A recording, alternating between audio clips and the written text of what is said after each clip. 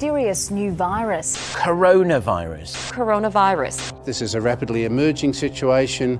We now have a name for the disease, COVID-19. Countries around the world have now reported more than 1 million coronavirus cases. COVID-19 can be characterized as a pandemic. By January 2024, COVID-19 had claimed over 7 million lives. A quarter of the deaths were from countries affected by humanitarian crises. But data on excess mortality suggests that the global death toll associated with the COVID-19 was in fact nearly 15 million in 2020 and 2021 alone. The pandemic also wiped out gains in poverty reduction, as an estimated 97 million people in 2020 were pushed into extreme poverty. In 2021, 23 million children missed their basic childhood vaccines. And at least 222 million people across 53 countries were facing acute food insecurities by the end of 2022. When the pandemic hit, governments and organizations were forced to adapt rapidly to a new reality. Public health officials and humanitarian actors faced a steep learning curve, responding to a novel virus and having to learn on the go. On one hand, the response highlighted the strengths of the current international humanitarian system in mobilizing quickly to new crises. And despite funding not keeping pace with the massive rise in global needs, the system proved to be extraordinarily resilient. But the humanitarian response was not exceptional. Opportunities to accelerate long-awaited reforms and shift power to the local level were lost. Existing disparities and global inequalities in access to vaccines and PPE persisted. In sum, the humanitarian sector walked a well-trodden and predictable path in its response to the COVID-19 pandemic, and along the way, and not for the first time, it exposed the deeply rooted weaknesses within the system.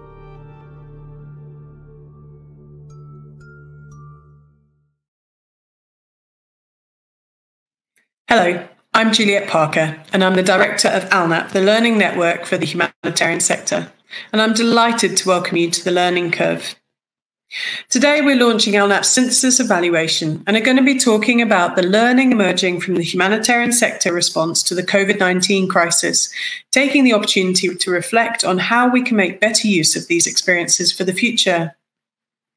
Our hosts today are Alice Obrecht, ALNAP's Head of Research and Impact, and Namukabu Warunga from the New Humanitarian. But before I hand over to them, we want to start with some reflections from humanitarians who were leading the response at the time on what stands out for them now when they think back to the COVID-19 response.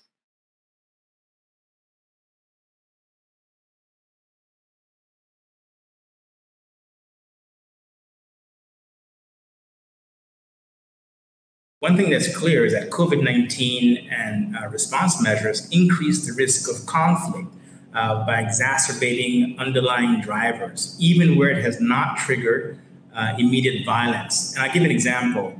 Lockdowns and movement restrictions in the earliest phases of the pandemic initially reduced conflict between identity groups by strengthening social cohesion and reducing disputes over scarce resources. And we saw this, for example, in Plateau State in the North Central. However, at the end of the lockdown, we witnessed an increase in conflict and an uptick in violence. When this sense of a shared threat reduced and new disputes began to accumulate. So it underlines the importance of Mercy Corps' programming approach to COVID, which emphasize food security and nutrition, economic opportunity, and peace and stability. It also demonstrates the need for humanitarians to learn from COVID and prioritize holistic programs that respond to shocks like COVID, while also building resilience to future shocks by supporting jobs, by supporting livelihoods, strengthening social cohesion, and rebuilding trust.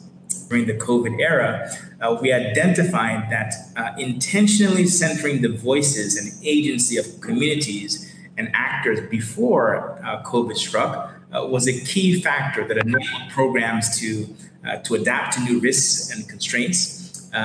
We saw that incorporating local leadership into programs from the beginning, created an enabling environment within communities, centering around a culture of trust, a culture of mutual respect. And this positively positioned Mercy Corps programs for adaptations once the ripple effects of COVID spread.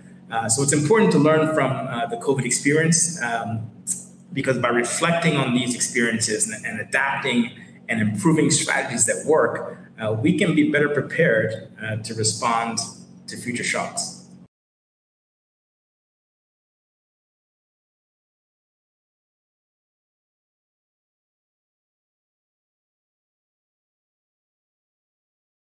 This COVID-19 pandemic gave a new perspective to this entire localization discourse. Most of the international organizations try to claim that it was a great example of localization, COVID-19. And I keep telling them it was not a good example or great example. It was the ugliest example of localization. Why? Because there was a massive risk if you went out there to deliver aid to the affected population because there was virus everywhere. And that's why there was lockdown everywhere. You were supposed to be confined to your houses so that you are not exposed to risk. And that means those who go out to deliver aid are exposed to risk. So with that time when funds were transferred to local organizations, it was not merely transfer of funds, it was transfer of risk. And one thing which irritated me a lot, even that point in time, hardly any organization thought about risk sharing or risk mitigation of frontline workers. Hardly anyone provided even insurance cover to the frontline workers who were highly exposed to disasters. So what if they died? But this COVID-19 response reminds us that we need this kind of civil society structure in all the countries because even all the localization debates accept that it's the local actors who are the first responders. It's the people who are the first responders. But this first response mechanism is being eroded because of this international hegemony. The local CSO movement need to remain rooted in local culture, nurturing on local value system, and then they are better prepared to deal with a crisis like COVID-19 or even bigger. Because there is response readiness within each community. They are not relying on UN or INGOs to come out and help them because they will not come out if there is a disaster of this nature.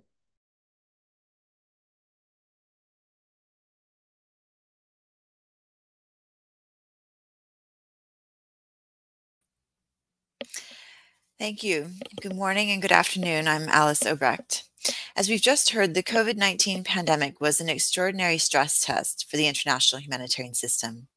And from day one of the pandemic, ALNAP has worked to put learning at the heart of the system's response, beginning with the first lessons paper for the COVID response, which was produced in April of 2020.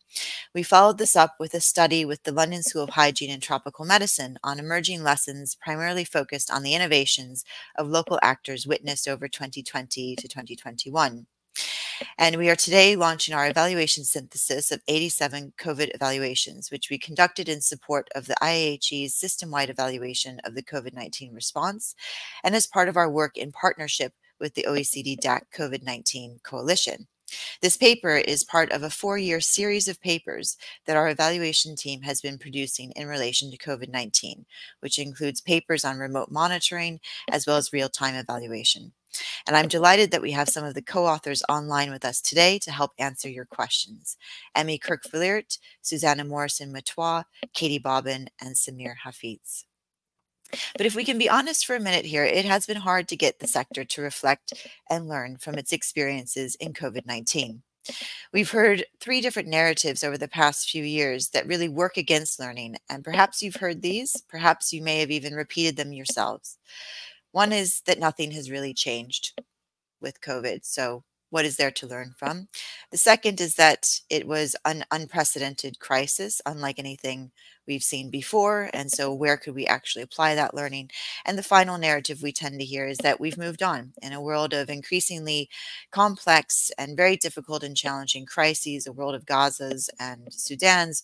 We have other priorities on our plate.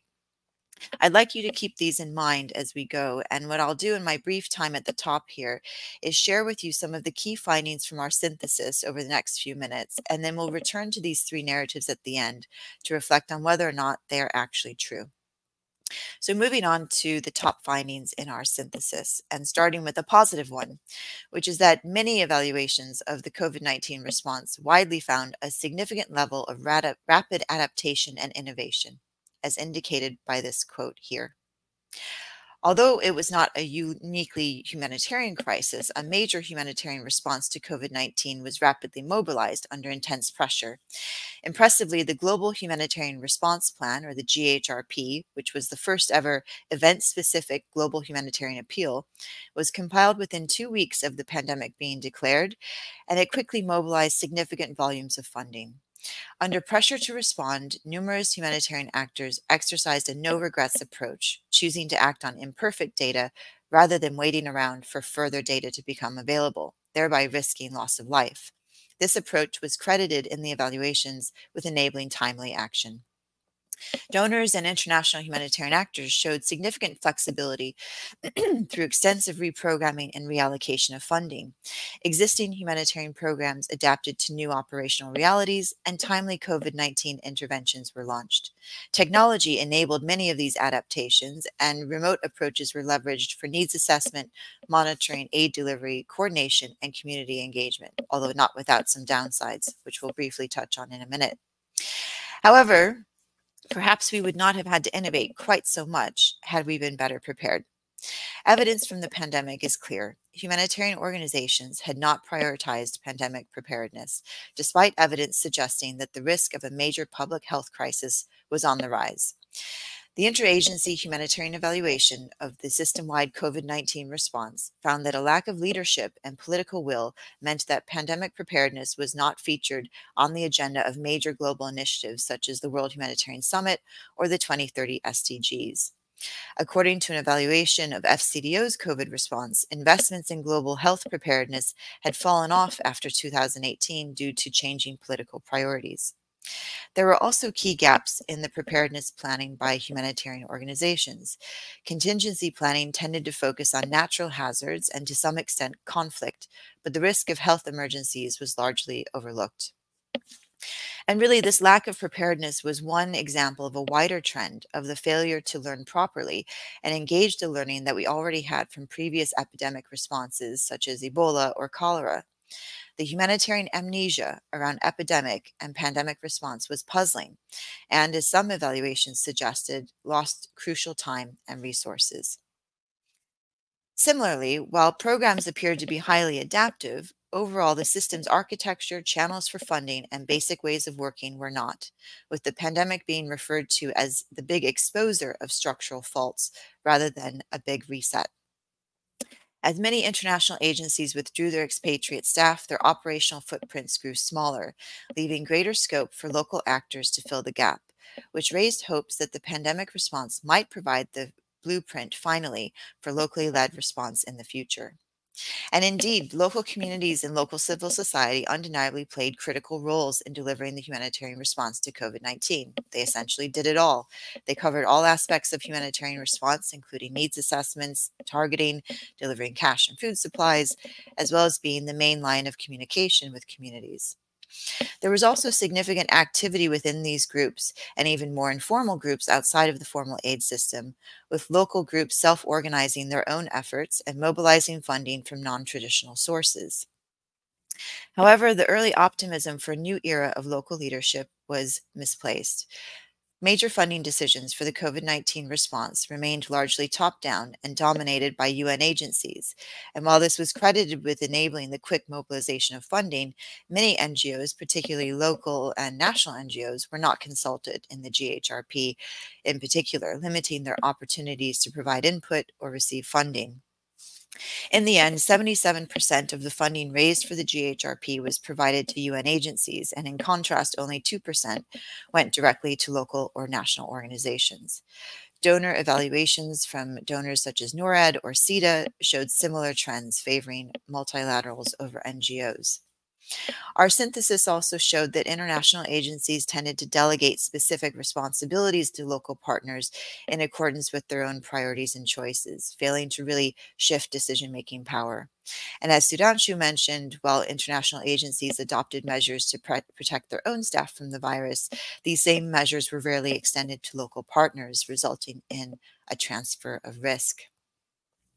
And just as the humanitarian sector failed to listen adequately to the expertise and perspectives of local NGOs, so too did they struggle to listen and respond to the priorities of crisis-affected people themselves. Now, there are all the issues that we talk about in the report about remote feedback and communication approaches leading to challenges and a breakdown in that relationship between agencies and communities. Also, many challenges around disinformation and trust.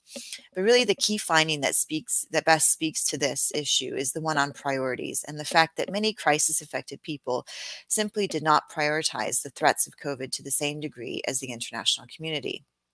On a positive note, several COVID-19 evaluations highlighted how some humanitarians applied their learning from Ebola to anticipate the wider negative impacts of the pandemic and tried to address these.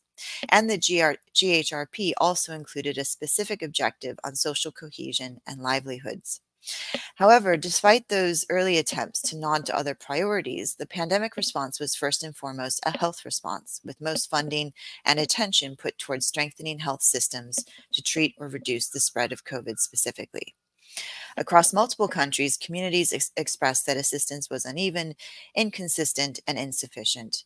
Emergency cash transfers were typically too small and too short in duration to meet broader needs, and the protection function of the sector bottomed out and was all but abandoned, with SGBV not considered a priority despite the predicted rise in incidents of domestic violence. Early modeling of the pandemic's trajectory was largely based on European and Asian experiences, which may have caused undue alarm and created a shift away from other high-burden diseases such as malaria. And that has raised the question of whether the emphasis on COVID-19 was more a reflection of Western anxieties than a well-considered response to the most severe threats to life in humanitarian settings, or indeed the priorities of people affected by crises. Finally, just to add that doing this kind of important system-wide synthesis and performance analysis is really difficult due to the lack of collective monitoring mechanisms that were in place to track the overall response and its performance. This certainly needs to change in future major crises to enable stronger learning and accountability. So let's return after this whistle-stop tour of findings to our three anti-learning narratives about COVID. First, nothing changed. Well, actually, we did see widespread changes both in program and policy. They may not have stuck, but some have. There is now more attention to pandemic preparedness, and as we will hear from some of our speakers today, ministries of health and humanitarian settings are applying this learning now to the mpox response. Unprecedented. Yes, the pandemic was in many ways a unique crisis, but there were also striking parallels between the operating environment of COVID-19 and other humanitarian crises. Just think about how often humanitarians have to engage in situations of limited access, data scarcity, and contextual uncertainty. We must be cautious of treating the pandemic as an exceptional one-off event, as an excuse to avoid genuine engagement with the lessons that it offers. And finally, we've moved on. We might think that we have, but in fact, we may simply be deferring the lessons that the pandemic has to teach us for another day. At ALNAP, we look at a lot of evaluations and we look at them over a really long time. And when you do that, you start to see some patterns when it comes to learning and change. If you take, for example, this finding, which comes from a major system-wide evaluation that ALNAP led 20 years ago now on the response to the Indian Ocean tsunami. This recommendation was about improving the quality and capacity of the international system.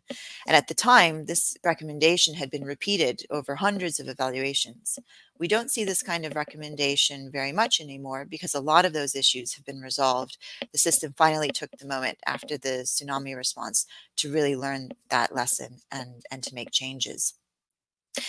But now let's take another recommendation from the tsunami evaluation 20 years ago. This one is about the international community needing to have a fundamental reorientation away from supply-driven aid to supporting and facilitating communities' own relief and recovery priorities.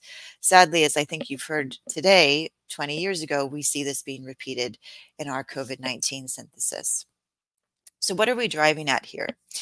It's simply that learning is a choice. And oftentimes when we learn something, it's not necessarily new to us. In many cases, we have heard it before, sometimes multiple times, but it can take time to be ready to really listen and take it in and allow ourselves to be changed by new knowledge. So the questions we want to leave you with as we go into our session today is, what are you going to choose to learn from the COVID-19 pandemic?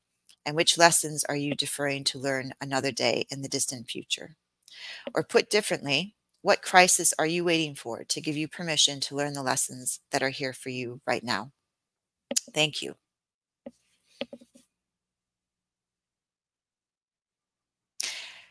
Great. And with that, I'm going to go straight into moderating our first discussion session and welcome our two distinguished discussants. Courtney Cabot-Benton is the founder and director of the Share Trust, an organization dedicated to increasing local and community-based responses. Prior to this, Courtney has been a widely known humanitarian economist with multiple publications on the cost effectiveness of anticipatory action, multi-year funding, and so much more. And during the COVID pandemic, she was asked to co-lead FCDO's global COVID response on social protection and cash. Jeremy Conondike is the president of Refugees International. During the pandemic, he led USAID's COVID-19 task force and oversaw its multi-billion-dollar COVID-19 assistance portfolio. Prior to this, Jeremy worked in USAID during the Obama administration and was also a senior research fellow at the Center for Global Development, where he worked on system reform, pandemic preparedness, and the analysis of early funding flows to local actors in the pandemic. So thank you so much to both of you for joining us today. So the first question is, both of you worked in governments before or during the COVID-19 response, Jeremy with USAID and Courtney with FCDO. We know there's been a lot to learn and a lot to say about improving pandemic preparedness generally from a government perspective, but can you tell us specifically from your experience, what do you think donors have learned or donor governments have learned from COVID-19 that will have implications for humanitarian response specifically in a future pandemic? Courtney first, please. Oh, thanks, Alice. And great to be here and great to share this conversation with both you and Jeremy. So the facility that I was helping to lead at FCDO was specifically focused on humanitarian cash and social protection responses to help people cope with the economic impact of lockdown, less so the health response, which I know Jeremy also did a lot of work on, so it'll be interesting to hear your perspectives. I would highlight two things that I think, there was a ton of learning, and I'll pop in the chat a link to our learning page because there's probably more there than anyone would want. But two things that really jumped out at me during that time. One was the absolute critical importance of having systems in place and integrating. Our job was to not just look at humanitarian cash, but also social protection and how the two could work together. And because COVID affected people in populations where we don't normally provide response, and really where even social registries aren't normally built, it was just vitally important quickly to have systems that were integrated. And as you all can imagine, that varied very significantly depending on the country that we were working in. I feel like that statement sounds a little bit like repeating, exactly as you pointed out, 20 years worth of lessons. But I would say for me, it was a little bit like you don't realize how important your fire extinguisher is until you actually have to use it. And then you suddenly wish you'd practiced it. And it felt very much like that, where we had the practice and the muscle memory. It was so much easier to get aid quickly to the ground. The second, just very briefly, was on localization. We found that, again, because we were trying to deliver cash in highly urban, densely packed areas, the risk for things like conflict, as was highlighted earlier, gender-based violence, etc., plus we didn't have the systems that we needed to get cash to people quickly, we were so dependent on local networks. And those, we were able to really engage in a much more informed response. And where we didn't have them, it was really flying blind. So those were just two examples, but to start the conversation. Great, thank you. And Jeremy, sorry, does that resonate with your experience from USAID's perspective? Yeah, it really, really does. You know, one of the challenges that we encountered within USAID, and I got there partway into the pandemic at the beginning of 2021 when the Biden administration came in. You know, one of the things that we realized rather quickly is this didn't have a clear place to live within USAID. This sort of an operation kind of straddled, you know, the global pandemic response kind of straddled our crisis response functions, which sat in our humanitarian bureau, and our health functions and our kind of epidemic management functions, which sat in the Global Health Bureau. But we're really, so we had the kind of large scale capacity in the Bureau of Humanitarian Assistance, but not as much of the health expertise or mission. And we had more of that kind of technical expertise and mission within the Global Health Bureau, but none of the crisis systems. And both bureaus sort of looked to the other to take it on and thought the other should be, you know, could come up with reasons at a staff level why the other bureau was more appropriate to do this than they were. Ultimately, where we landed was setting up a sort of internal task force to try and bring those two things together, which I led. I still think we haven't fully resolved that question either within AID or within the larger system. Is this a humanitarian function? Is this a health function? How do we blend those together? It's still not very tidy. It's still not very well kind of oriented. And I think Courtney's point is really important. It is really hard to build these things in real time. So if you haven't laid the groundwork for it before the crisis, it's very hard to activate something totally new in real time. And that, I think, also is relevant to the point on localization, which for me is also a huge takeaway here, that you would have a hard time, I think, concocting a more conducive set of circumstances for going big on locally led funding than what we saw in the pandemic. Obviously, a global crisis on the front page of every newspaper and the top of every TV broadcast, getting head of state level attention, truly an existential crisis to the global economy. All of those things should incline you to take more risk and be willing to try different things. But then on top of that, as the gentleman from Mercy Corps talked about, it was harder for INGOs to operate.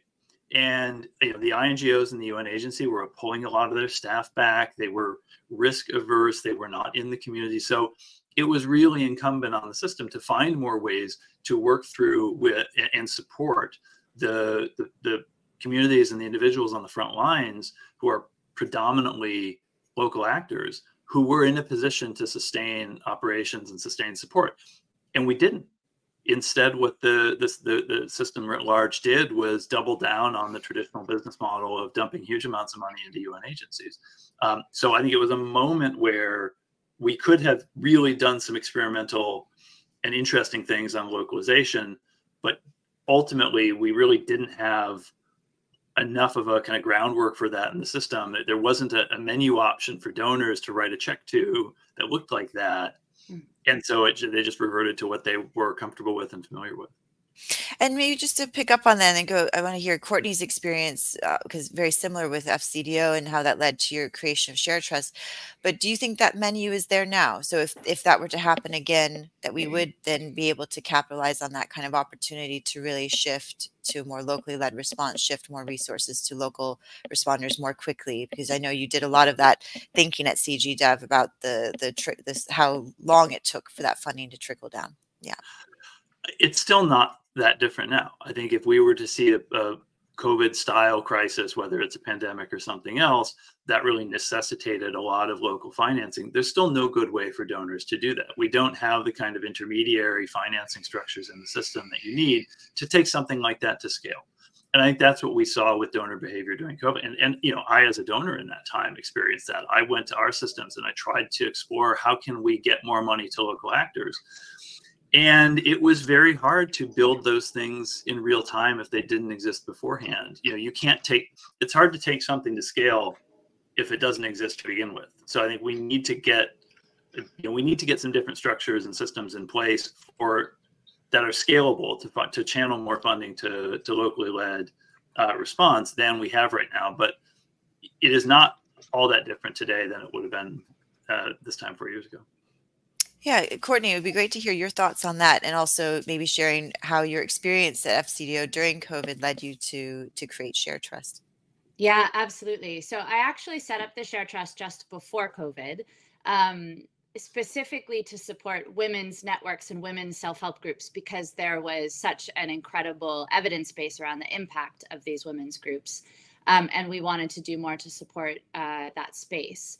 And while I was leading on the FCDO expert advisory team, one of the things that, as I mentioned, kept coming up, but literally country after country office saying, I want to get more funding to local actors, but how do I do this? And one of my mantras, to Jeremy's point, became, you know, we talk a lot about pre-positioning funding. We also need to pre-position partners, because it was simply impossible that quickly to identify local partners who could clear due diligence and compliance and be part of the response in any kind of a formal way. We actually did a review, not to contradict one of your earlier points, Alice, but we did a review on the speed of response through humanitarian cash and social protection. And we actually found that the top-down centralized systems were incredibly slow, in many cases 6 months before funding, for example, from the World Bank actually reached donor governments to be dispersed to populations, which really wasn't helpful. Whereas anecdotally, there was a lot of evidence of networks, and often these women's groups very rapidly, within weeks, setting up community kitchens at scale across India, developing PPE for their communities. It wasn't formally studied, but we brought together a lot of the anecdotal evidence around these networks doing so much work.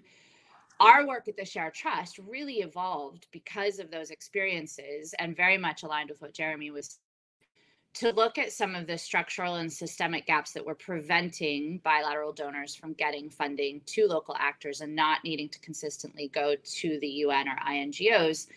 And really where it boiled down to, and I also really leaned in with our country offices to try to understand, they were so frustrated, but why were they doing this? The best way I can sum it up is that I would say to one of the country offices, okay, great, I can give you 10 local organizations that will pass your due diligence and compliance tomorrow, but, you know, sub whatever country you want. And they would say, that's great. I have two 200 million pound grants. I'm under pressure to shrink that to one. Who's taking that money? And that was where the real lied, in terms of like, how do we get large amounts of money quickly to local actors in a way that's actually leaning into local intermediary structures. And I think that's where we've certainly been focusing a lot of our work since the pandemic, to try to identify and build, where necessary, those local intermediary structures.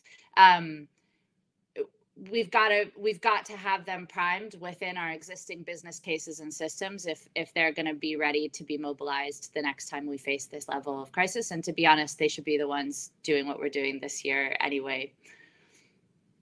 Great, thank you. I mean, you're both talking about how, you know, the menu of options wasn't there. And Jeremy, you're saying it's still really not there. So what gives you hope for real change in the future, particularly on the locally led piece, but also reflecting on any learning from the COVID-19 pandemic? We can kind of despair that the system fails to change, even when given a very clear opportunity to do so, such as a very unusual, I wouldn't say unprecedented, but unusual crisis like COVID and what that was. What gives you hope for real change in the future? Jeremy? I do think that there's been a shift in donor posture on this since 8 or 9 years ago, when we were negotiating the grand bargain and producing the commitment under the grand bargain. Yeah, I think there was more skepticism in the donor community, or at least there was less of a feeling that the case has been made. And now when I talk to my former donor peers, everyone recognizes that they need to move in this direction. USAID just put out a significant new policy memo on its policy towards humanitarian localization and local leadership. That paper says a lot of the right things. It doesn't really outline that many fundamental differences to systems and structures. So I think that what you see in the donor community now is political will to try some different things. The Netherlands in particular is doing some really interesting stuff with refugee-led financing at a substantial scale. But there's not anything in place yet to really bring that to system-wide scale, to bring that to the kind of scale that would be relevant in a context like COVID-19. So that's part of the battle, but there is still this missing piece of the menu. There is not really an intermediary financing option for donors that they can write a check to that can then translate that check into locally led action. And I think Courtney's anecdote just now really resonates with my time at USAID as well, because we would go out and we would talk to our missions in pandemic affected countries and drop a huge chunk of money on them. And they didn't have the administrative capacity to translate that into lots and lots and lots of small awards to local partners. They mostly just needed to find an existing partner, which would almost inevitably be a big NGO or a big contractor that they could just dump the money into, because that was the existing tool that they had in their toolbox. And they would dump the money in there and then ask them to administer that to local partners. And so we need a better way of approaching that intermediary question. Right now, the donors don't have good options beyond pouring that money into either big UN agencies or big NGO or contractor partners. And I think there is a need, and actually I think a hunger in the donor community for something different than that, because they realize the limitations of that. They realize that's not the best way to do this. They are hearing from local networks and local groups that they don't see the country-based pooled funds and so on as the ultimate solution to this challenge. But there's not anything else on the table, right, that donors can write checks to just yet. Great. Really interesting. And Courtney? So I'll just give one very timely and specific example, since it's a study that Jeremy and I worked on together. One of my bright spots that's providing hope is while we were doing the COVID response, we had a lot of concerns around the fact that, exactly as Jeremy has just summed up, we were feeling like our hands were quite tied in terms of deploying a lot of funding to the UN, and as you have just shown in the data as well, Alice. And we internally developed some tools and frameworks to help us think about separation of functions and how could we look at a large-scale humanitarian cash or social protection program where we had UN, INGOs, and local actors each playing to their key strengths across the delivery of a program. And the sort of upshot of all of that is, because I'm an economist, I can't resist a bit of data. I came across a bunch of data a couple of years ago on cost structures at the UN and INGOs, and we were able to look at the cost efficiency of shifting that funding to local actors, and found, based on the globally available data, that local actors could deliver a response that was 32% more cost efficient than international actors. Most recently, we were able to replicate that study with actual data in Ukraine and in Nigeria with the UN, which was really, really important. It has been really difficult to transparently get data from the UN on their cost structures in order to be able to evaluate how we can make the system work most efficiently. And of course, in yet another year of rising needs and falling funding, this is becoming even more and more important if we're going to make sure that we can reach people who need our assistance.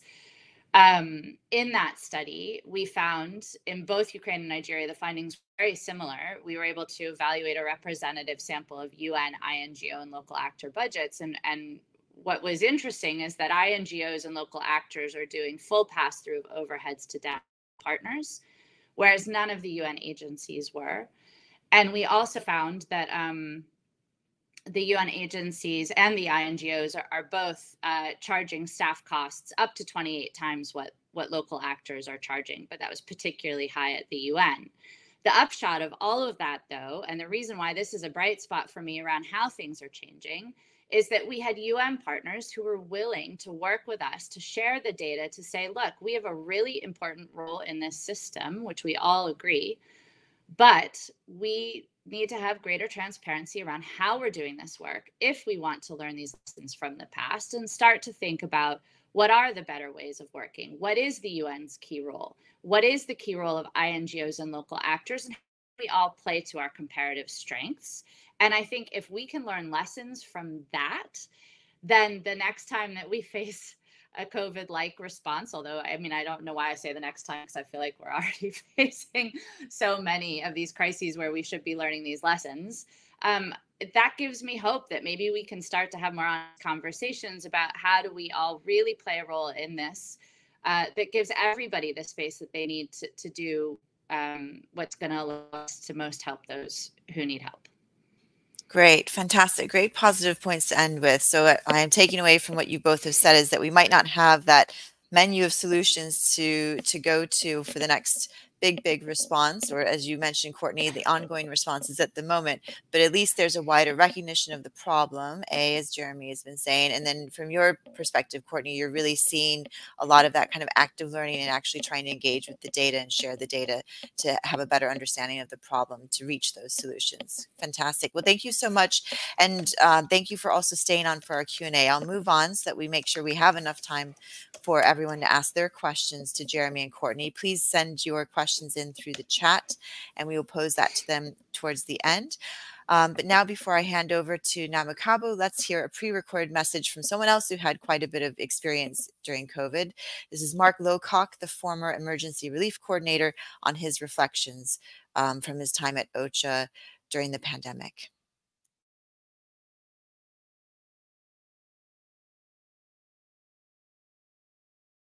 We all could see there was a huge problem, the like of which we'd never encountered before, and we needed to work out what to do, because it was blatantly clear to everyone that the countries ultimately that would be worst affected would be the most vulnerable countries, those already in the midst of massive humanitarian crises, which were the places humanitarian agencies were focusing their work on. So we had to work out what would happen in those countries and how we'd respond to it. Pandemics have not gone. Pandemics will be back. And I'm now on the Global Preparedness and Monitoring Board, whose job it is to predict and prepare for the next pandemic. And we're publishing another one of our reports very soon, which will say the risk is not falling. If anything, the risk is growing.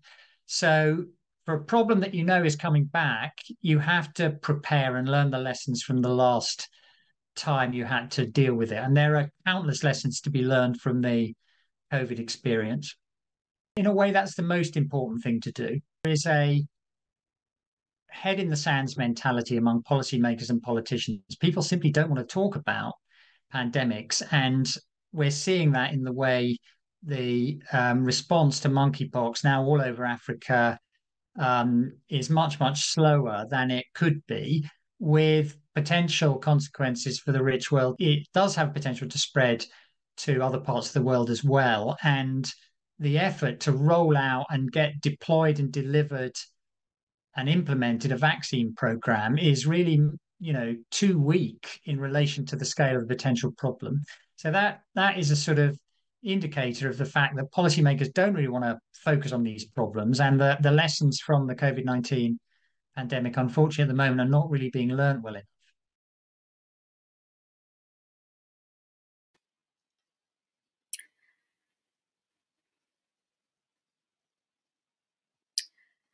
We made it to the second part of this discussion. How nice to still have you here. Thank you so much for staying. Really appreciate that. And if you're just joining, we are now in the second part of this discussion of COVID-19. Now, more than 4 years since the pandemic, we are asking, was it a catalyst for change or a retreat to the familiar? My name is Namkabu Wirunga. I am a journalist at the New Humanitarian, where we cover humanitarian crises globally. As Mark has just mentioned in the video that we've just watched, COVID-19 was just another challenge for many countries that are already vulnerable to humanitarian crises, some of which were dealing with multiple crises at once. In Bangladesh, for example, refugees were already living in poor conditions, overcrowded camps with rudimentary health services, and the threat of a looming cyclone at the onset of the pandemic. Or in the Central African Republic, where in 2020, it was an election year, a very contentious one, that sparked renewed violence, displaced people who now ended up setting camp in the facilities that had been originally been set for COVID-19 patients. And some of the COVID-19 preventive measures, such as lockdown, only worked to exacerbate pre-existing humanitarian conditions like food insecurity, poverty in some areas like the Horn of Africa, Yemen, Mali, and so forth. So what we're discussing today in this session we're discussing COVID-19 needs versus all other needs. We know that humanitarians and a lot of funding, a lot of attention was paid to COVID-19 as a crisis and overlooked all other pre-existing humanitarian needs, including health needs. As we saw in the video at the top, almost 23 million children missed their infancy vaccine during the pandemic period. And there was also limited access to treatment for malaria, HIV, TB, and so forth. So in this session, we are discussing was there a balance? And joining me for this discussion is Dr. Sylvie Bryant, the Director for Global Preparedness Monitoring Board Secretariat at the World Health Organization. Very glad that you could join us, Sylvie. Welcome. Thank you.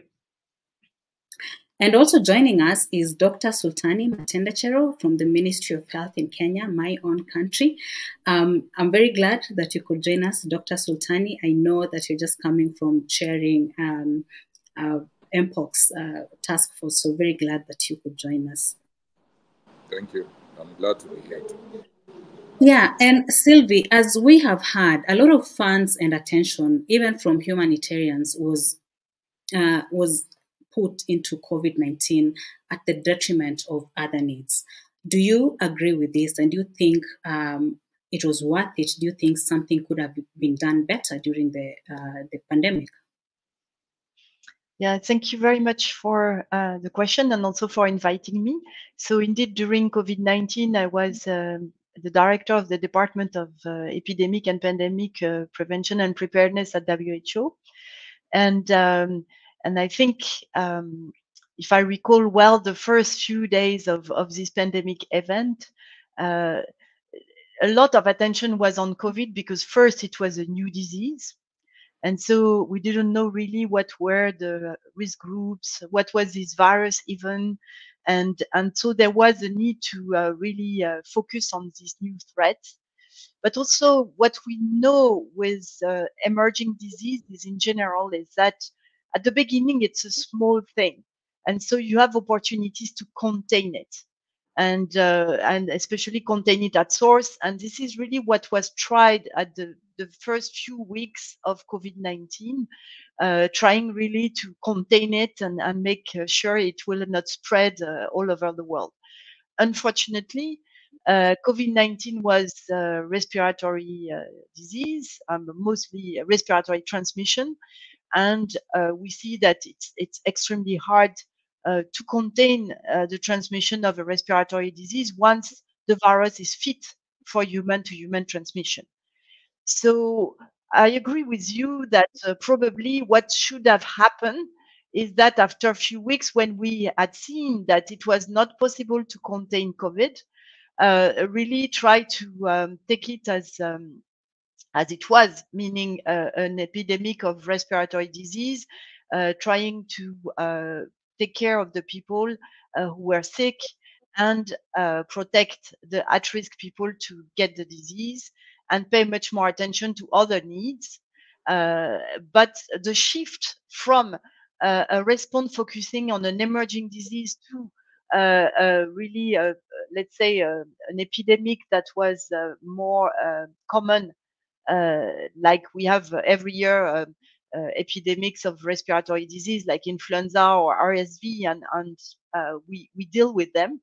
But this shift from something more routine compared to the first phase, which was really containment, has been very hard to operate in many settings, and not only in humanitarian settings. And I think this is something we need to learn for next crisis, especially when we deal with the vulnerable amongst the vulnerable, which is the case in humanitarian settings, because it's clear that the people in humanitarian settings will have other needs constantly. And with an epidemic, those needs will be exacerbated. And the video at the beginning showed it. So I think it's very important to understand the dynamic of epidemics in general, that there are different phases. And unfortunately, also, as the virus evolve, we may, with a new variant, you may come back to the first phase and where you have again to contain. So it requires really a lot of flexibility if we want to have a response that is effective and really reduce mortality and morbidity, and at the same time protect the other health needs and other needs in general, because if we are facing an epidemic, a large epidemic or a pandemic, it's clear that other needs, especially in vulnerable population, will have to be addressed very quickly and very thoroughly. So I think this is one of the lessons learned from this pandemic. Yeah, thank you, Sylvie. And as you say, we could have learned, or the COVID-19 pandemic offered lessons for the next crisis. But we are now living in a time where we have mpox, Dr. Matendechero. And it is not a pandemic, but it has the potential to be, a global problem or a global crisis. And we have heard from Mark that the response to mpox is much slower than it could be if there was potential consequences for the rich world. And I know that you're sitting in the mpox task force in Kenya. So what I want to know from you is that what are the potential, what lessons are you taking from the COVID-19 pandemic and now employing into the mpox threat? And do you think the COVID pandemic offered more lessons than other diseases that we've had before, like Ebola maybe? Yeah, thank you very much for that question, and thank you very much for having me. Maybe just to begin off, just to remind you that the mpox outbreak has been already declared a public health emergency of international concern by the World Health Organization, similar to the COVID-19 pandemic, but of course it is a bit slower. Now, we learn a lot from previous public health emergencies. And looking at the African region, we have a lot of public health emergencies now and then, quite a number of epidemics. You will remember that we have recorded a lot of epidemics, especially in the western part of the continent and central part of the continent, which can be almost similar to the COVID-19 pandemic when it comes to severity. And we are talking about the Ebola virus outbreaks that we have been experiencing, and in some places Marburg virus outbreaks. We also have other outbreaks like cholera, which occur all over the continent. Especially we have experienced those in Kenya, and we have learned from those. But I would like to say that the lessons that came out of the COVID-19 pandemic were much more profound than what we have been able to experience with the other outbreaks. And some of the effects of these lessons are such that we saw very significant changes in our core capacities as a country and even as a region. We saw very significant improvements in our surveillance capacities. This is all the way from the points of entry, the border points and the airports, to the health facilities, to the community where now we are able to conduct event-based surveillance. We saw a lot of improvements in our laboratory capacity, both in terms of network. We were able to build a very big public health laboratory network. And in fact, also, we were able to experience a big improvement in the scope of what we are able to do. And now, whereas during the COVID-19, we had to send samples to South Africa, to Europe, now we are able to process genomic survey, sequencing here in Kenya. The other core capacities that we were able to develop were around preparedness and response. We have been able to train a lot of our personnel. We have been able to improve on our contact tracing capacity. We have also been able to see that during the COVID-19, we set up a lot of isolation facilities. And in fact, we were also able to expand our critical care facilities, like the intensive care units, by over 300-500%. Finally, the other thing that we were able to see a big change in was our ability to coordinate, so that now we were able to employ the whole of government, whole of society approach in dealing with these public health emergencies. And of course, we were also able to embrace digitization because of the lockdowns and other things that we saw during COVID. This has had a very big impact on our ability to respond to the Mpox outbreak, where now we have 14 cases reported in Kenya and 1 death.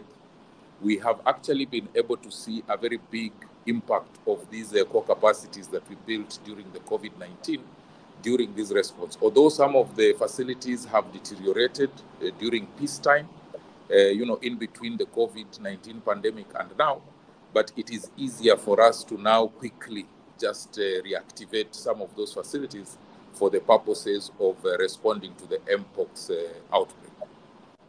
Thank you. Thank you so much for those insights, Dr. Matende Chero. And now coming back to you, Sylvie, we heard from Dr. Jeremy about the global health system not being really in sync with emergency response. And I'd like to hear from you. Can you speak from the WHO's perspective about how the learnings from COVID are put into practice in the Mpox response, especially in Central Africa? Yeah, thanks. I think every organization is learning during crisis, or try to learn, and at least we have seen changes even at WHO after COVID-19. I think the major change was after Ebola, where there was a creation of the emergency program at WHO. So what is really new with after COVID, I would say, first is really the recognition that preparedness needs to be embedded in development, because we see that there is now we're entering the cycle of panic and neglect, and there are very few countries investing in preparedness. They think COVID is over, and they wait for the next crisis to really do something.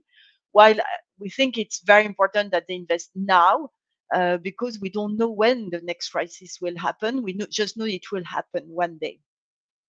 The second thing I think that we have seen during COVID and we see now with Mpox is that we need to scale up existing network systems or things that work.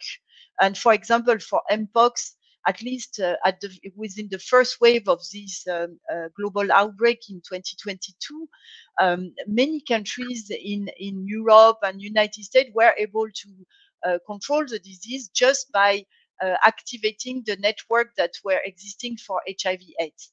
And so, and again, empowering the communities, and in this case, it was the community of men having sex with men, to really be informed about the disease and their risk and do something about it themselves, I think was the most powerful response that we saw during the first wave. And we have seen the decline of cases even before the vaccination was introduced in those communities. So it's very powerful, but has to be activated and supported and funded. The third thing I think we have learned is that most of our processes are really slow. And it was the case, for example, for WHO, for our regulatory process, especially for experimental vaccines and drugs. So now you have seen recently we have given an emergency use license for a new diagnostic test for Mpox. So it has been much faster than it was even during COVID. But we need to continue to improve those mechanisms because they are very slow, and unfortunately, it fuels inequities because, of course, the ones who have more money or more capacity for research or clinical trials, they will use those new tools much faster than, of course, the people are in humanitarian setting.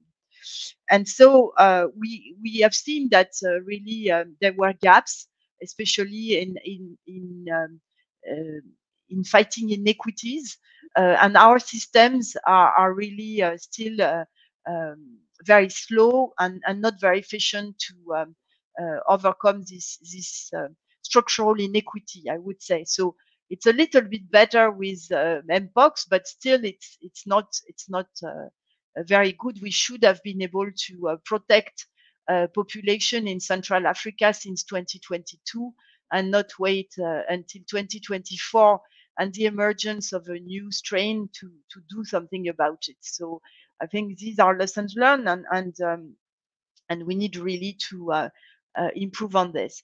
And the last thing I would like to say, and it's aligned with the GPMB report on the changing face of pandemic risk, is that we should always go beyond vaccine and viruses. In my opinion, there is a lot of emphasis on vaccines and a lot on viruses, but there are a lot of drivers of pandemic risk that are not necessarily well addressed currently, and this is where we need to progress. For instance, what is clear is that in DRC, one of the main drivers of this epidemic is the fact that it's a humanitarian emergency, that people are on the move. So viruses are on the move. There are at-risk population like truck drivers, for instance, and those people need to be targeted with specific interventions. So there are a number of drivers that are really within the structure of the society and the conditions and the specific settings. And so that's why we need to adapt our response to those settings and make sure that we are more efficient next time.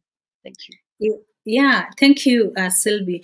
And Dr. Sultani, Sylvia just talked about their existence or potential or maybe opportunity for more inequality to be addressed, and as well as for the response to such pandemics to look beyond just the virus and the vaccines.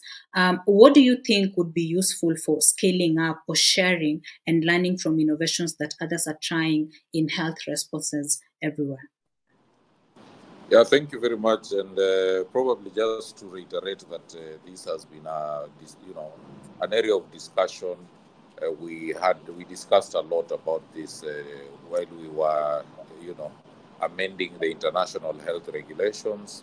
And currently, even as we are coming up with the new pandemic accord, and it is obvious from the COVID-19 pandemic, we were able to see a lot of inequality in terms of access to countermeasures.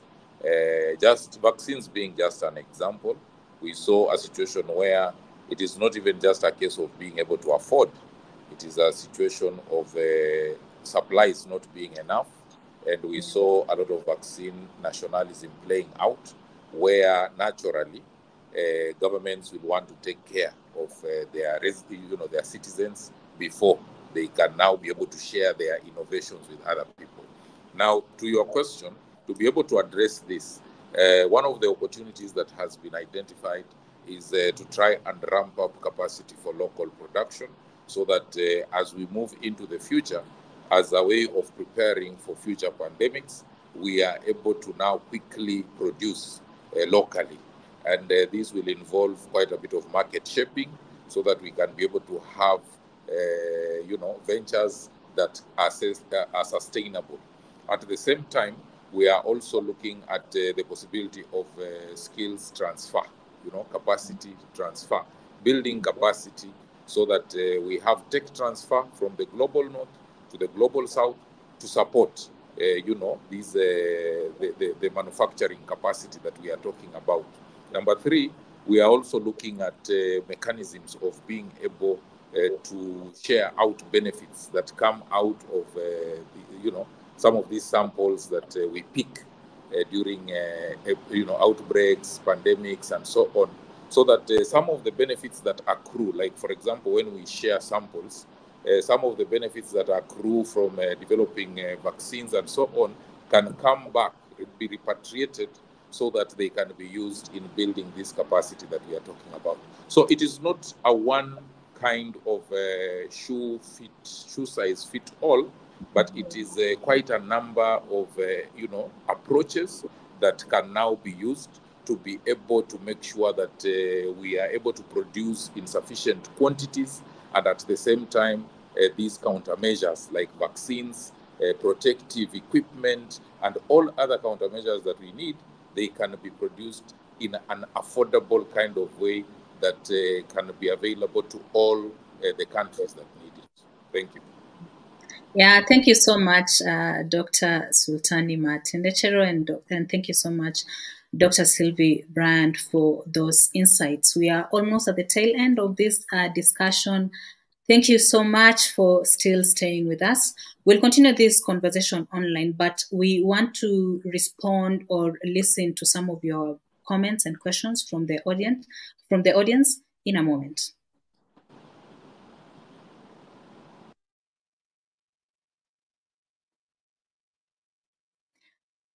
Welcome back to all our guests today, and welcome to Susanna Morrison Metwa, who is a senior research fellow at ALNAP and who has led the organization's long-standing COVID workstream and is a co-author of the paper. We do have a number of questions from our audience, and the first one is actually for you, Susanna. As a researcher leading ALNAP's workstream on evaluation and COVID, and as a co-author on the paper, what two lessons or findings have stood out to you the most or surprised you? Sure. So thank you. I'm happy to get to join at the end and to maybe take some questions on the paper. I would say the two things were, probably protection and the issue of proximity. So we briefly touched upon the issue of protection. I think what was surprising to me is that initially there was a wide recognition of the fact that there was a huge risk to women and girls of sexual and gender-based violence. And if we look back at the early days, there was a lot of lip service being paid to this issue. But when we actually look at the funding going to this and the funding decisions, what we see is that generally protection activities did not receive adequate funding. Also, in many cases, what we saw in the evaluations is that protection activities were deemed as not life-saving. And so many times during the lockdowns, it was the protection activities and the access that was denied to humanitarian organizations. And so later on, what we saw was there was advocacy from a number of different actors, including international NGOs and women-led groups saying, look, we really need to focus on the centrality of protection and gender-based violence. But what happened at that time is a lot of money through the GHRP had already been dedicated. It had already been given by donors. And so it was really hard to shift the funding. And we mentioned in the beginning this ability to reprioritize.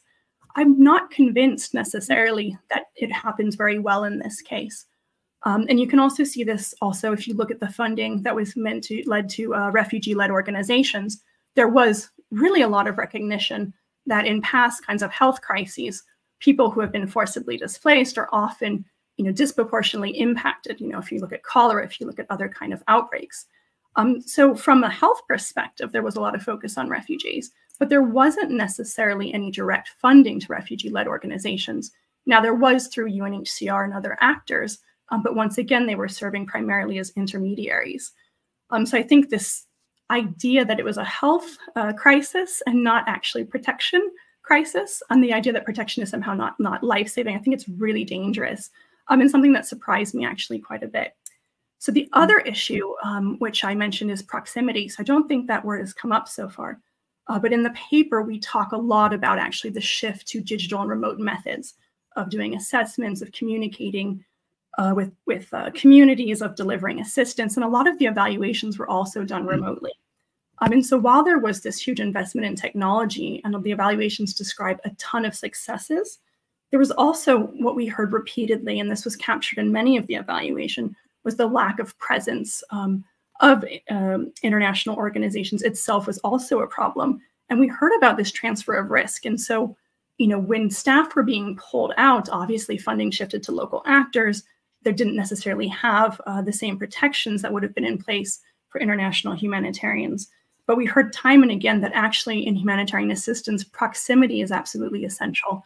And I think this goes to the point that was made in the beginning around how do we look at the voices and the agencies of communities.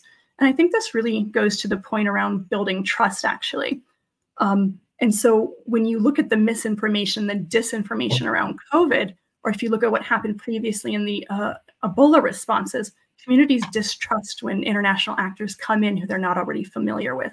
And so we go back to this point of building networks of which organizations already have partners on the ground, partners that are well known, that are trusted. How do they already interact with communities? And so if you look at the evaluations of some of the intermediaries of UNICEF, of UNHCR, they said that they were most successful in the places where they had built those partnerships.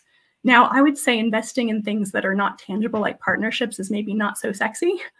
People like to say that they've built a huge hospital, they've vaccinated so many people, but it's really these relationships on the ground, the networks of how do you actually build a system then of funding the existing networks? How do you connect that? So one thing that didn't come up, and I'll stop here, is, there was some suggestion that maybe country-based pooled funds, quite imperfect, but they did actually provide more funding in some cases to local actors. And so, what are we doing in terms of experimenting on country-based sorts of funding? So decision-making isn't being held in the IESC with a few UN donors, but actually being decentralized to have real country-led responses. So I'll stop there. But yeah, the two things for me was really protection and proximity. Thank you. Yeah, thank you so much, Sylvie. We do have quite a number of questions and comments from our audience. And the next one is for you, Jeremy. The person is asking, we hear a lot about continued lack of practical progress across HDP nexus. Are there useful lessons or good practice examples from the COVID-19 pandemic about effective collaborations across different systems, humanitarian, development, health, etc.? There aren't. Yeah, I've been thinking about this when I saw the question pop up. I think we definitely see the linkages in terms of the need for that. As Susanna was just talking about, the pandemic did create a lot of protection challenges. It exacerbated conflict in a number of countries, exacerbated social tensions, and certainly had huge, damaging economic impacts that hit the most vulnerable population. So, we saw the kind of cross-sectoral nature of the challenge, if you will. I don't know that the system did a great job of responding to that in kind, to be honest. I think that there were a lot of challenges to then crossing the streams in terms of how humanitarian and development systems responded to these challenges that were being driven by the pandemic.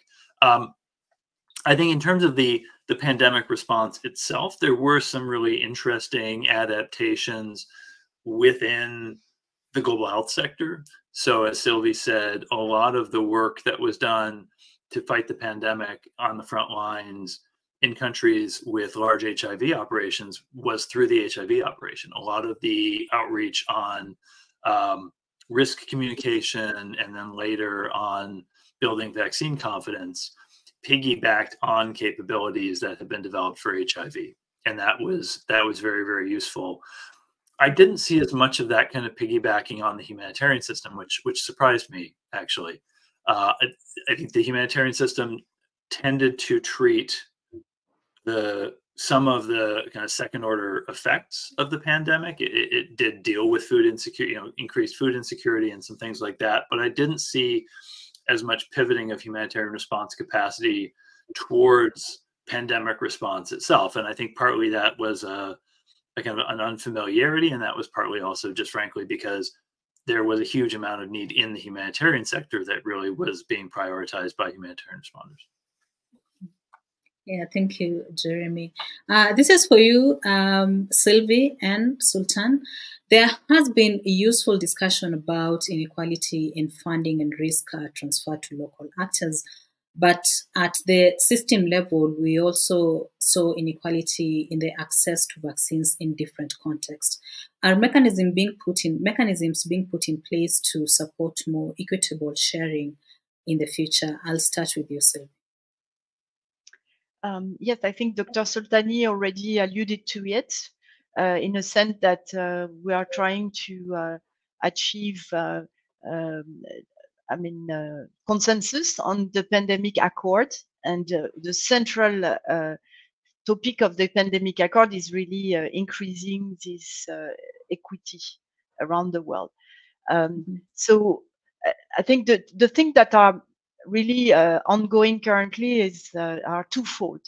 The first thing is really to consider equity at all stages of the process, starting with research and development, going to manufacturing, then distribution, allocation, and of course, at the end, if it's a vaccine, vaccination. Because we have seen during COVID-19, for instance, that equity starts at the very beginning when a product is developed and requires a cold chain with at minus 80 degrees. So obviously, many systems won't be able to access the product if already the characteristic of the product are such that many countries cannot afford it or will not be able to use it. So that's why we need a broader view of what is equity, and it starts really at the research and development of products. The second shift is also that there are many things that can be done that are not necessarily highly technical products, but that can also reduce inequities. For example, ensuring that healthcare workers have access to masks, gloves, and PPE during those crises, and which was not the case. Even in wealthy countries, we have seen that at the beginning of the crisis, some health workers had to use trash bag to make PPE. So I think there are we need to look at those products broader than vaccine, treatment, and diagnostics, and really include into those products many other things like mask and PPE. And finally, I think Dr. Sultani alluded to it, is seeing how we can decentralize or delocalize the production, because we have seen during COVID-19 that there was a lot of, I mean, when there was those lockdowns, many supply chain didn't work. So how can we make sure that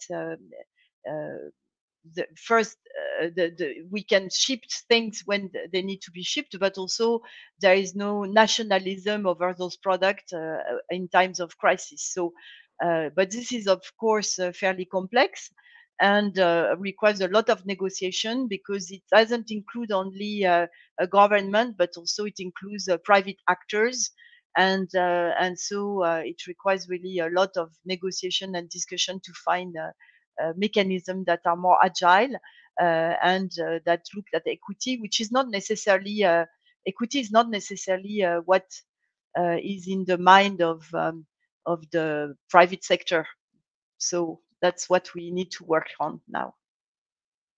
Yeah, and maybe Dr. Sultani, you can also build on that, and maybe talk a little bit about the issue of localization, because there's been an argument that what happened during COVID-19 wasn't exactly localization, but just transfer of risk during that time. So maybe you can speak on that as well. Yeah, so maybe just to add on to this very important discussion around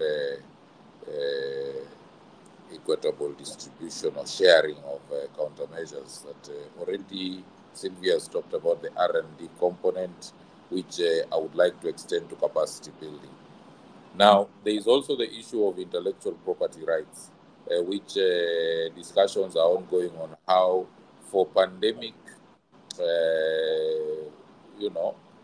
products that are supposed to be used, health products and technologies that are supposed to be used in pandemics, then we should look at ways in which we can be able to have IPR waivers, patent waivers, so that we can enable, that widespread production from across board. There is also a financing framework that is being proposed now, mainly for core capacities. But what I just wanted to say is that this can be extended. So whereas we are trying to put in this financing framework to support establishment of the core capacities that have been identified, like surveillance, laboratory capacity, and so on, this is something that can also be extended to be able to secure some of those countermeasures like vaccines and so on. Now, I also touched on the pathogen access or pandemic access and benefit sharing framework, where we can also be able to repatriate some of the benefits. And if we can put all these together, then I believe that, and these are things that are actively being discussed during the ongoing negotiations around the intergovernmental negotiations around the pandemic accord, then we should be able to get somewhere. And that way, even if, because we know that now with globalization, the next pandemic is not very far away. It is just a matter of when. And when it comes, at least now we will be in a place where we can be able to respond a bit better than we saw in the past. Now, I think if we can be able to progress those discussions in the way that we are looking at it, then we should be able to now delocalize, and we should be able to take care, regional ways in which we can be able to take care of our preparedness and response.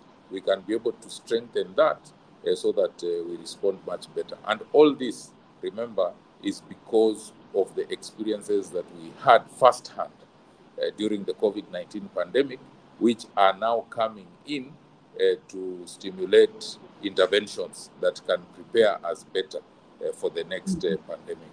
Thank you, and back to you. All right.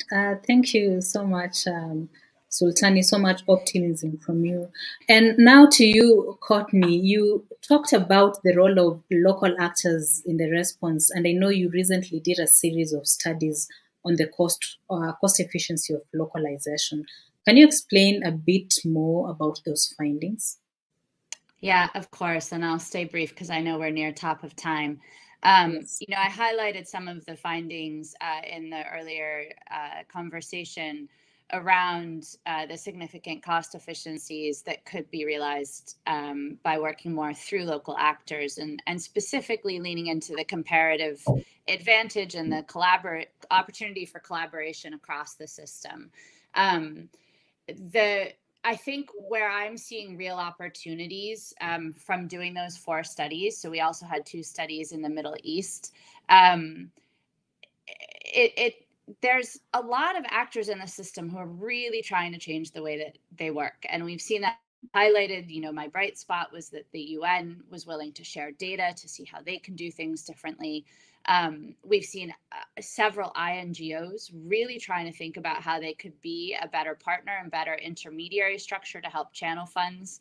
I think that we really need to look for more of these opportunities and into them. And I'd say, just as my final word, a lot of that is going to sit with the donors as well, right? Like the donors really, they're the ones holding the money.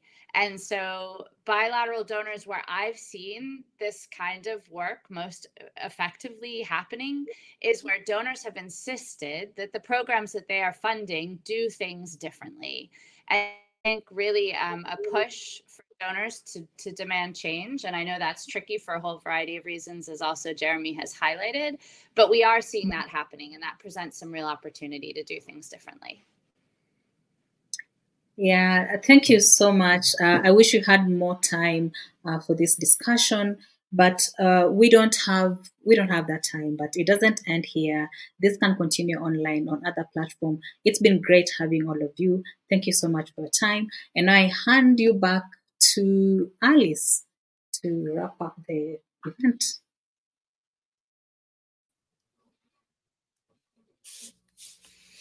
Great. Thank you so much to all of our great speakers. I won't attempt to summarize all of the rich discussions that we've heard today, but just to kind of come back to some of the points we were raising at the beginning about learning and change, and the fact that so many of us feel that some of these conversations and discussion of recommendations ends up in a constant repeat. So some of the things I'm taking away from the conversation we've had today is that if we want to see change from learning, we have to have meaningful opportunities to work differently. And as we've been hearing from our speakers, we might not have those clear opportunities or solutions for alternatives at the moment, particularly when it comes to, for example, tangible alternatives to the multilateral system for donors. But there's at least an increased recognition that these alternatives are needed, and that cooperation, we're even seeing cooperation from parts of the multilateral system to generate the data and analysis that can motivate those shifts. We've also heard a lot from Sylvie and Dr. Matendicero about very concrete, tangible ways in which learning from COVID has been applied to, or is going to be applied to, future pandemic and epidemic responses. But as Dr. Matendicero pointed out, there's no one-size-fits-all approach. We need a wide range of toolbox with a wide range of approaches at our disposal in order to really find new solutions. And as Sylvie mentioned, we also really need to be thinking about the particular threats that new and emerging viruses might play, that we aren't going to see a replication exactly of COVID, but there might be new and different viruses that behave differently, and we need to make sure we're adjusting our preparedness approaches to all of those. So with that, I will conclude and wish everyone a fruitful journey in continuing to explore these solutions, get more of these meaningful opportunities to change and work differently on the table, so that they can hopefully be picked up at a future point when people are ready to take on that learning and meaningfully change. That's it from us at ALNAP. Thank you very much, and have a lovely rest of your day.